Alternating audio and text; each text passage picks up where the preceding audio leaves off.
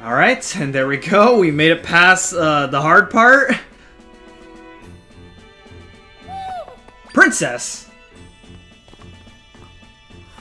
I'm so glad you're safe. You're not hurt, are you? I can't even imagine what His Majesty is thinking. Claiming that you created that rift, it's preposterous. What? The king, general, and minister are all imposters? And your friend Tri made you a Tri-Rod? Was it? I see. Zelda can make use of the rod's power.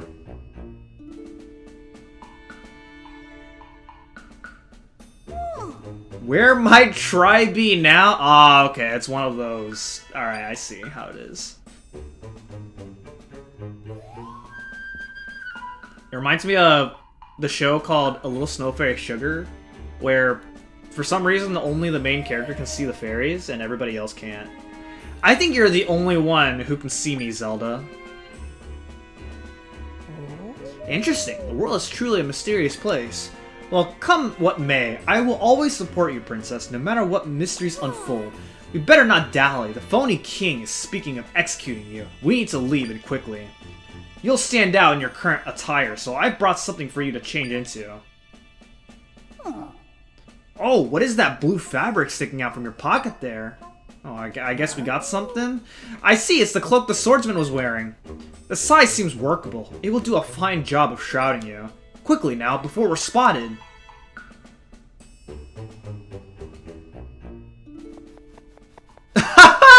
Oh man, I love it. This is a kid's game, so of course you can't just watch. Oh, even Impa looked the way. And Tri as well. So of course you can't just watch a lady change clothes.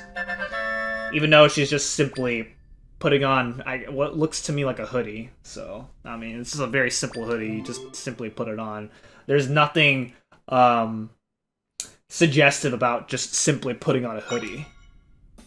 Yeah. At least that's my opinion. Unless she had to do more than just put on a hoodie.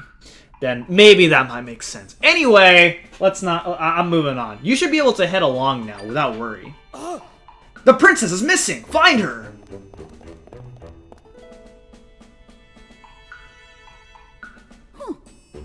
It seems we have company. Leave this to me.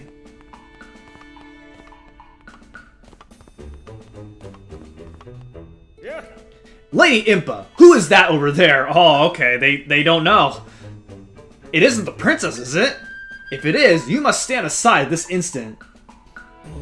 Stand aside? No, I don't believe I'll be doing that. Oh, man! Who knew Impa had moves? Well, then again, she had moves in other Zelda games, but goddamn. Here, princess, take this with you. A log! Oh, wow. There's even a map? Make your way to the house marked with this. Tell them Impa sent you. They'll surely help you. This way! Ahead, you'll find a shortcut that leads out of the castle. Use it to make your escape. Hurry now, princess. We will see each other later. Oh man, she's sacrificing. Hopefully she'll be okay. In the meantime, we have to move on. Alright. Meanwhile, let's go and get more of stuff over here. We got a decorative shrub, which are like simply trees. Very tall trees, for that matter. Okay, normally it says I actually create another tree, but you can actually just simply do a very precise jump. You can even do one right here. Oh, I missed it. Okay, that's okay. Alright, meanwhile, while we're down here, let's go and get ourselves another echo, which is a bed. Beds are very useful, you'll see. Okay, nice. Yeah, do another precise jump there, and then this is where we gotta make use of beds here. They're very long, so you're able to actually create one in order to get across this. Alright, so now we are out here, kind of in the courtyard area here. You can actually, so with the new move that we'll learn, we can actually spin, and spinning is generally faster than just normal walking. Alright, and spinning is also useful while we're in the water, and as you can see, when we're in the water, then we have an air meter, which means we can't be in the water for too long. So we have to make our way out of here. Alright, and this is where we need to use our nice, nifty bed to make our way up here. Use the boulder, or we'll get the boulder echo. And you could get those 2 rupees, but it's only just 2 rupees. It ain't worth it, so let's keep on going. And then you can actually, all right. Here's a cool trick right here. Oh, that didn't work out. Okay, hold up. Let's try this again. You're supposed to use a rock and then just use it to make those blocks fall down. But you can just, if you actually place a bed high enough, then it actually breaks those crates. Alright, so now, where the heck are we? I don't know. Oh my gosh! Another rift. Rifts have appeared occasionally for a very long time. Mending them was our job. Except my power alone isn't enough to take care of a large rift like this one. Let's get away from it for now. Oh, yes, we better. Oh, yup, it's expanding, so let's go ahead and fall in the water. Oh, my gosh! We're moving along with the currents! Oh, my gosh! Ah!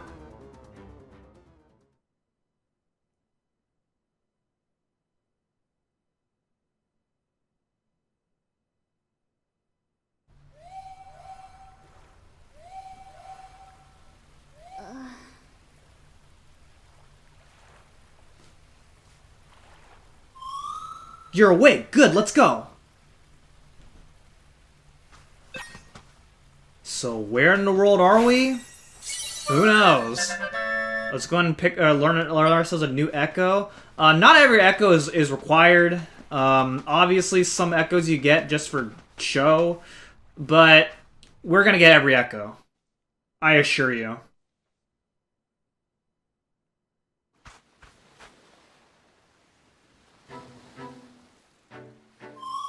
Where are we? Maybe that map thingy that person gave you can help us figure it out. Alright, so yeah, we can open up the map. And as you can see, look how vast the world that we're going to be exploring is. So right now we're down over here in a place called Suthorn Beach, which I think it's just called I think it's just pronounced Southern Beach, but just spelled differently. A monster? Oh god, it noticed me. Can you fight monsters? Oh, can I? I don't know. Can my staff beat it? Nah, but for real, this is pretty much because we're playing as Zelda and not Link in previous games. You know, the way you play these games is going to be very different. So in addition to objects, you can also get enemy echoes as well. So anytime you defeat an enemy for the first time, you're gonna get an echo from them, and you can actually use the enemy to fight other enemies on our side, which is actually really cool. Unfortunately, though, the AI for some of the enemies are very bad. And it becomes apparently obvious with, like, some enemies later on. So most of the time you'll be finding, every once in a while you'll be finding chests. Chests can contain rupees or other goodies as well. Actually, hold up. Let me, okay, okay. Actually, you know what, this is fine, this is fine. Okay, ooh, what's that? I want that. A piece of heart! Get 4 heart pieces and you'll get yourself a new heart container. We only have 3 the hearts to work with right now. So, will we get more than just 3? Well, I guess we'll just continue onwards and find out. So here we gotta make use of what we got in order to progress onwards through this place. So, get ourselves a sea urchin. Sea urchin's useless, with the exception of one part. And actually that one part's coming up very soon. Go and make our way over. And here we have another new enemy, which are keys. Boom! Get out of here. And then once again, whenever you defeat an enemy for the very first time, you have the opportunity to get their echo, and we are going to get it. Even if some echoes are very bad or very useless, you still want to get them if you intend on getting everything within the game. Alright, so then you go ahead and break those boxes, and you'll be able to get this heart piece right here. That is already 2 heart pieces out of many that we're going to be getting in this playthrough.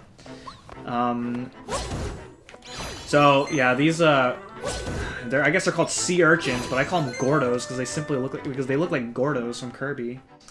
Even though that's not what they're officially called. You'll be seeing a lot of enemies that make a return from previous games. And, well, obviously since we're playing as Zelda, not Link, we'll have to, you know, you gotta fight them. Yeah, you gotta use your creativity. This game really tests your creativity on, you know, how you use your echoes.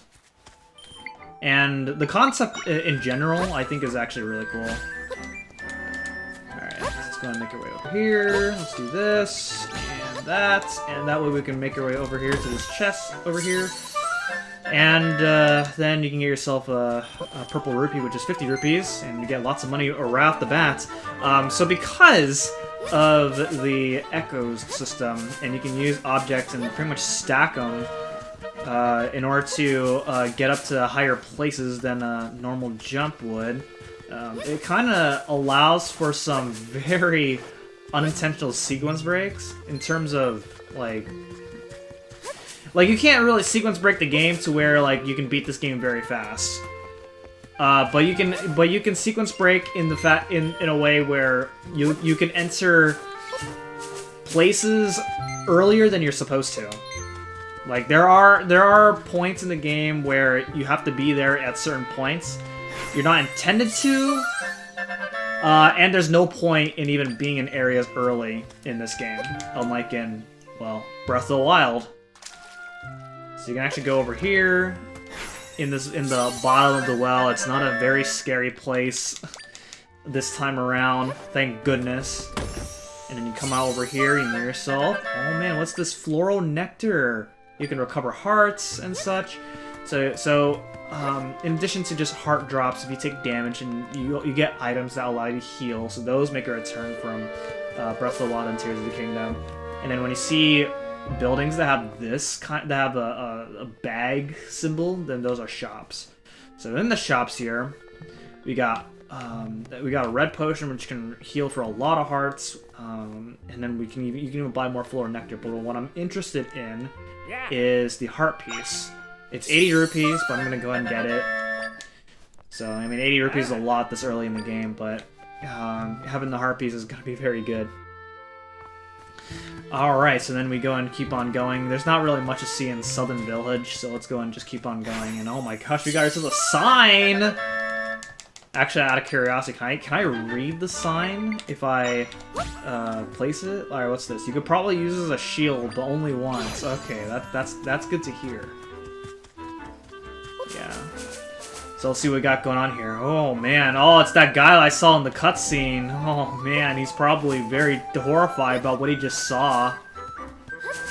Alright, so if you see these things right here, oh man, what is this? Hey Zelda, have a look at this! Alright, so you're gonna take a look at this, and this marks something on our map. It's called a waypoint, and it allows us to warp! These are waypoints. We use these a lot. Rifts can appear all over the place, so we use these to travel quickly around the world. Once you interact with one, you can travel to it at any time. I'm sure it'll be helpful. That's right. And we're gonna try to find all of them. So that's the goal of the playthrough. You don't have to warp to all of them, but you know, getting as much as you can allows for some very efficient traveling, which is very good.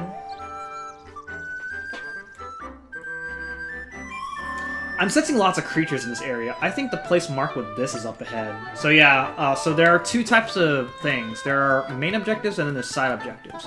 Now technically you can skip this part by building a bunch of stuff so we can get on top of these trees, but that's not fun. So we'll just do things this way. And again, you can fight the enemies if you like. Most of the time there's not really very much benefits unless you're trying to get an echo out of an enemy. Which since I already got echoes out of these Zols, I'm not going to worry about fighting them.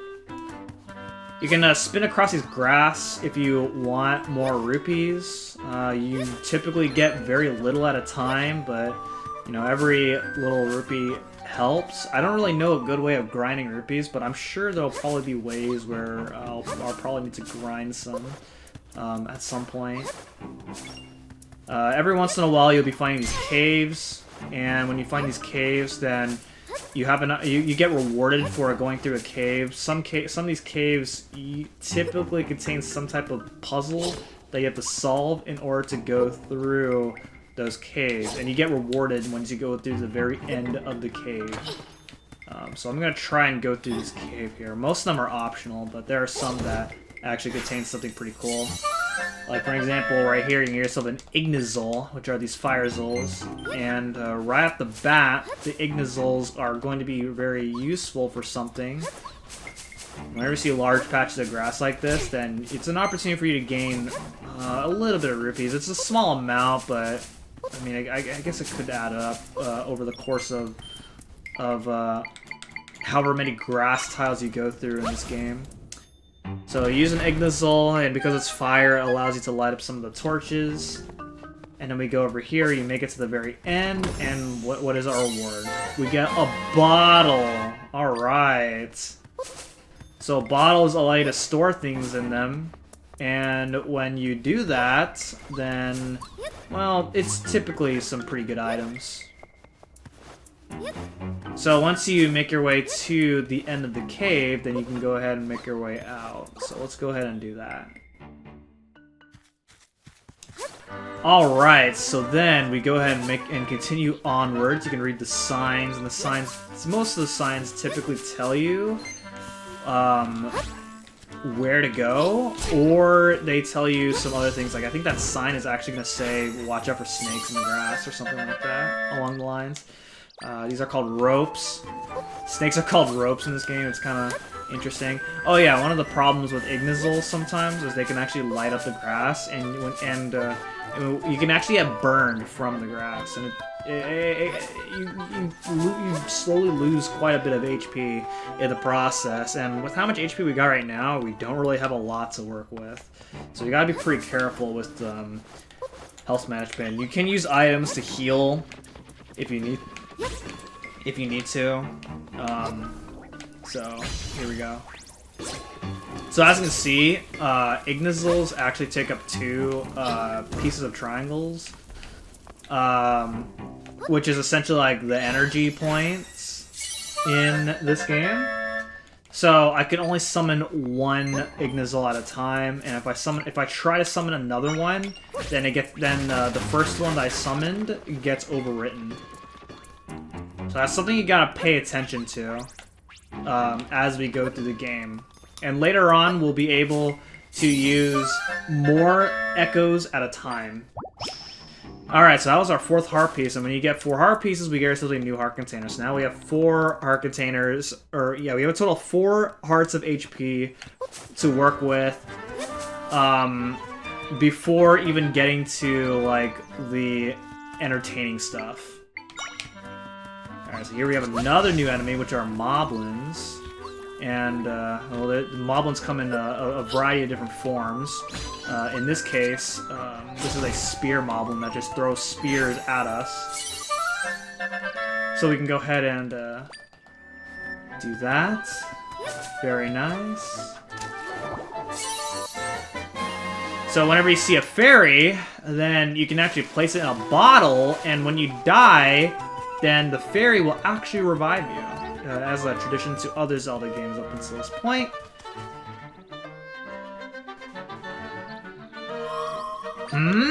Was this where we were supposed to go? Looks like the rift is blocking the door.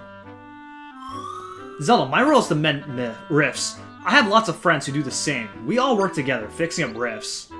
Normally my friends can fix them quickly, so it's weird that this is still here. I wonder if something happened to them.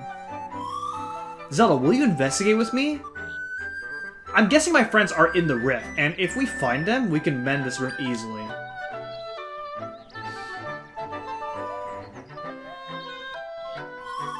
Let's head this way. We'll need to find an entry point. Alright, very well then. Let's do that, shall we? Let's go and keep on going. And maybe we'll find something, shall we? Oh man, and now we get to one of these. So these are moblin hideouts. You'll find these every once in a while as we explore. And oh no! That's not what I want to do. I was trying to get an echo out of that. That's fine. I'll have another opportunity. Oh yeah, sometimes enemies will actually drop something every once in a while. So in that case, it dropped a monster horn. And yeah, you'll see what these items do as we go through. So basically, the enemies will typically try to aim for your echo.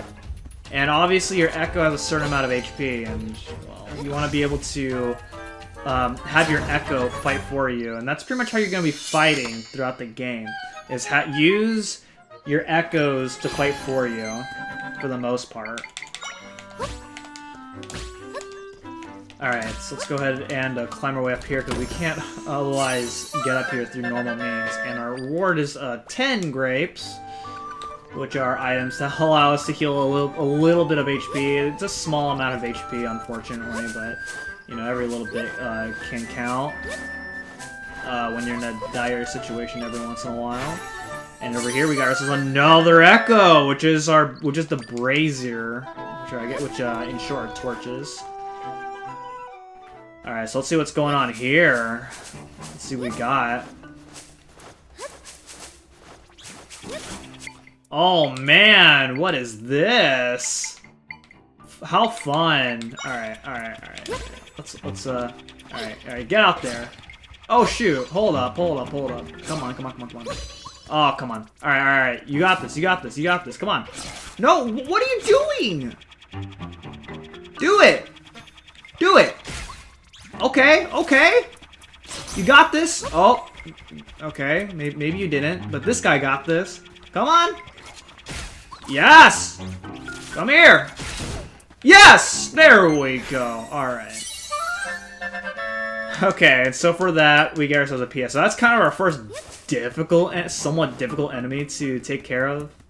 And sometimes you'll encounter those. And some of these enemies actually do play an important role. Maybe not in terms of going through the game, but in terms of other stuff later.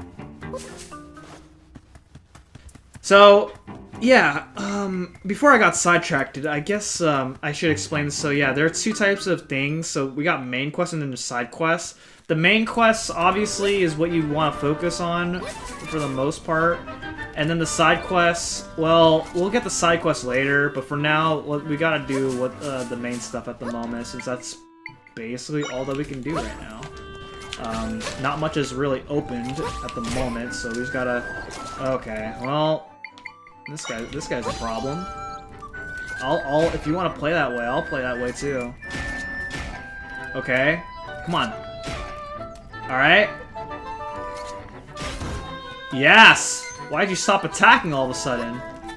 I feel like that was a little pathetic of you to do that. Alright.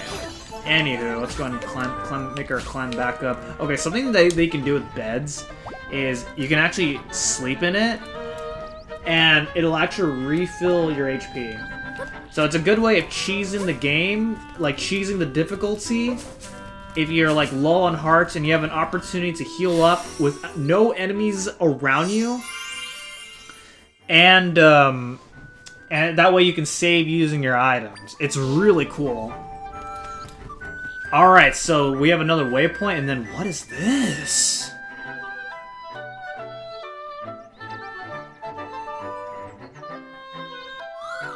I knew it!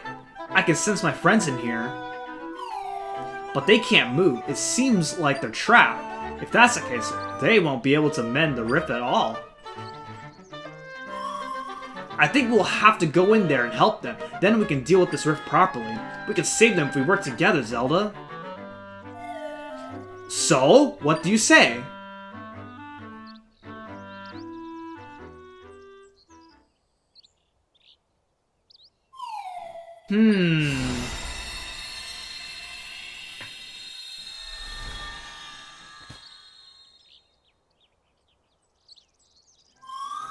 Alright, we can go in there now. Let's go save my friends. Alright, and so that is what we're supposed to do. And we are going to do that next time. So, that is going to be it for this episode of The Legend of Zelda Echoes of Wisdom. And next time, we're going inside this rift. As crazy as that sounds, you know, we want to avoid going in these rifts, but this time we're going inside one. So, thank you guys so much for watching, and I will see you guys next time. Goodbye.